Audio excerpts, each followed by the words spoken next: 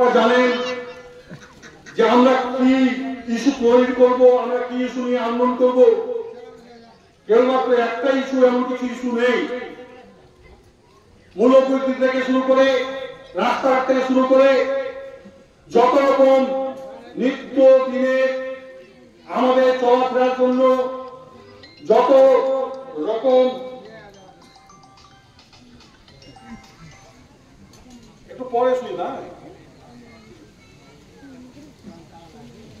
যত রকমের আমাদের মানুষের চলার ক্ষেত্রে প্রয়োজনীয়তা আছে, সবকিছুতে নাজেহাল দশা। এখন বার্নিং ইস্যুটা হচ্ছে, জ্বলন্ত ইস্যু হচ্ছে। আপনারা কিছু পূর্বে আমরা দেখেছি বিভিন্ন বক্তব্যে একটা বাড়িতে স্ত্রী, পুরুষ, মহিলা, বাচ্চা, শিশু সহ পুড়িয়ে দিল। সেই ট্রেন ধরেই আমরা দেখলাম আর্জি করে আমাদের ডাক্তার বোনটাকেও গণধর্ষণ করে হত্যা করল। আমরা আবার দেখলাম দেখা বাচ্চা মেয়ে ফুটফুটে অল্প বয়স বাচ্চা মেয়ে, বছর 10 বয়স।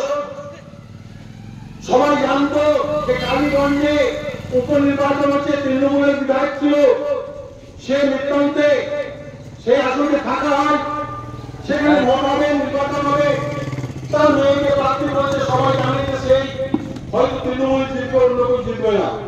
সে জিতবে, বেশ ভালো কথা, প্রান্ত করবে, অন্য কোনো সব ঠিক আছে।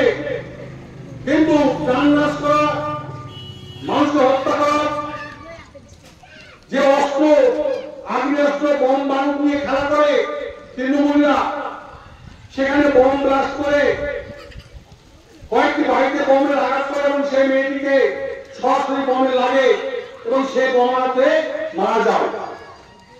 তারপর আমরা দেখছি দক্ষিণ কলকাতায় কসবা, সেখানে ল কলেজ, সেখান থেকে আইনের শিক্ষা নেবে, মানুষকে অন্যায়ের বিরুদ্ধে রুখে দাঁড়াবে। সে ল কলেজেরই ইন্টার্ন, সে লয়ের ছাত্রী, তার সিনিয়রদের কাছে ধর্ষণ করছে, গণধর্ষণ করছে। এই লোকটা লুকাবে কোথায়? আমাদের লোকাল ইস্যু আমরা মেনলি আন্দোলন করছিলাম। আপনারা সবাই অবগত আছেন যে গত মাসে 6 তারিখ সুদীপ বিধানসভা 7 তারিখের মাঝে প্রশাসনিক বৈঠক করতে এসেছিলেন মাননীয় মুখ্যমন্ত্রী। আমি সেখানে আশা করছিলাম যে আমাদেরকে জেলা আর্থিক উন্নয়নের খাতিরে সেগুলো না দিয়ে ঢাকা মহকুমা দিল, চন্দ্রপুরকে ভাগ করে এবং সুন্দর অঞ্চল সেখানে পেয়ে দিয়েছে। তার প্রতিবাদে আমরা আজকে পথসভা করছি। আমাদের দাবি যে সুজন ব্লকে যে আইন আউটপোস্ট আছে, আমাদেরকে কোনো কেস বৃত্তান্তে যদি আমাদেরকে নয়গ্রাম থেকে, হারুয়া থেকে, বহুবাল থেকে, বংশালী থেকে, আয়রন থেকে, বিভিন্ন এলাকা থেকে যেতে হয়, তাহলে আইন আউটপোস্ট কাঁদবি হাউস আমাদেরকে বলে দেয় সুতি থানায় যেতে হবে। তাই শুধু সুতি থানায় গিয়ে আমাদেরকে সমস্ত সমস্যার সমাধানের জন্য যেতে হতো। আমাদের দাবি আছে যে আইন আউটপোস্টকে থানায় স্বাধীন থানায় রূপান্তরিত করতে হবে। আমাদের আরেকটা দাবি, সবাই একমত, আমরা কি দাবি করছি? দাবি আদায় করছি যে আমাদের খেটে খাওয়া মেহনতি মানুষ, আমরা কৃষিজীবী, আমরা রাজমিস্ত্রি, আমরা হঠাৎ, আমরা ঢালাই মিস্ত্রি, আমরা ব্রিজ শ্রমিক, আমার পরিবারের ছেলে মেয়েগুলো লেখাপড়া করবে, নয়গ্রাম প্রাইমারি স্কুলে, হাই স্কুলে, তারপর কলেজে ভর্তি হবে। এই কলেজে ভর্তি হওয়ার জন্য এদিকে বীরভূম, ওইদিকে জিয়াগঞ্জ, বহরমপুর, ফারাক্কা, সাগরদিঘি, ডাকবাংলা, বিভিন্ন জায়গায় আমাদের এই চত্বরের ছেলে মেয়েদেরকে নুনান্তে কান্না করে পরিবারের ছেলে মেয়েকে ভর্তি হতে হয়। তাই আমাদের সকলের দাবি যে সুজন ব্লকের মাটিতেই একটা ডিগ্রি কলেজ করতে হবে, যাতে করে উচ্চশিক্ষিত হতে পারে আমাদের সাধারণ পরিবারের, গরিব পরিবারের ছেলে মেয়েগুলো। আমাদের দাবি, আমাদের আরো দাবি, আমাদের দাবি আছে যে আমরা যে ইলেকট্রিক ব্যবহার করছি,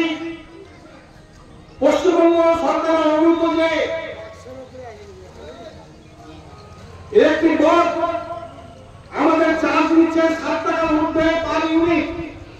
অন্যান্য রাজনীতিতে আপনারা লক্ষ্য করবেন 1.5 টাকা 2 টাকার মধ্যে সীমিত আছে এবং কোথাও কোথাও ইলেকট্রিক বিল বেকুব করে দেওয়া হচ্ছে।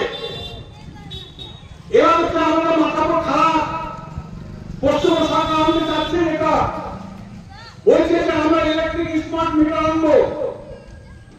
আমরা যখন ফোন রিচার্জ করি ওরকম স্মার্ট মিটারে আপনার টাকা রিচার্জ করবেন, 1000 টাকা রিচার্জ করেছেন, 1000 টাকা ইলেকট্রিক পাবেন। সন্ধ্যা পর্যন্ত দেখছেন যে 300 টাকা আছে। রাত্রি 12টার সময়, গ্রীষ্মের সময়, গরমের সময় দামে রাত 12টায় আপনার টাকা শেষ, ইলেকট্রিক বন্ধ। এবার সার্ভিস চার্জের নাম করে, এই নাম করে, ওই নাম করে সব টাকা কেটে নেবে। যেখানে অন্যান্য রাজ্যে ইলেকট্রিক বিলকে মাফ করা হচ্ছে এবং 1.5 টাকা থেকে 2 টাকা চার্জ পার ইউনিট, এখানে 7.5 টাকা ইউনিট। আবার তারপর স্মার্ট মিটার। তাই আমরা বলতে চাই এই স্মার্ট মিটার বাতিল করতে হবে, এটা চলবে না। আমরা লড়াই করছি, অধীর রঞ্জন চৌধুরী এটা নিয়ে লেখালেখি করেছেন, বিভিন্ন জায়গায় দপ্তরে চিঠি করেছেন। কংগ্রেসের আন্দোলনের ফলে আপনারা খবরে দেখেছেন যে স্মার্ট মিটার কেবলমাত্র গ্রামীণ এলাকায় আপাতত লাগানো যাবে না। তাই আমরা বলতে চাই যে গ্রামীণ শহর বলে নয়, স্মার্ট মিটার চলবে না।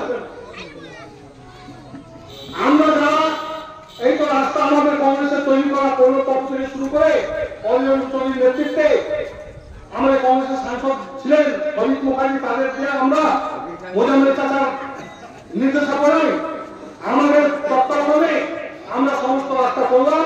কংগ্রেসীরা সেই রাস্তা রিপেয়ার করতে তারা ব্যর্থ। এটা আমাদের দাবি যে এলাকার রাস্তা ঘাট নির্মাণ করতে হবে, মেরামত করতে হবে। এই সমস্ত দাবি নিয়ে আমরা এসেছি। আমাদের কি সমস্যা হতে পারে আমরা পুনরায় ব্যাখ্যামূলক কথাবার্তা বলবো, আপনারা সবাই অনুভব করবেন। এবং এই যে আমাদের পথসভা, প্রতিবাদ সভা, এই প্রতিবাদ সভাতে যিনি এসছেন আমাদের যুব সভাপতি, আমি আহ্বান জানাচ্ছি যে তার মূল্যবান বক্তব্য পেশ করবেন। সম্মানীয়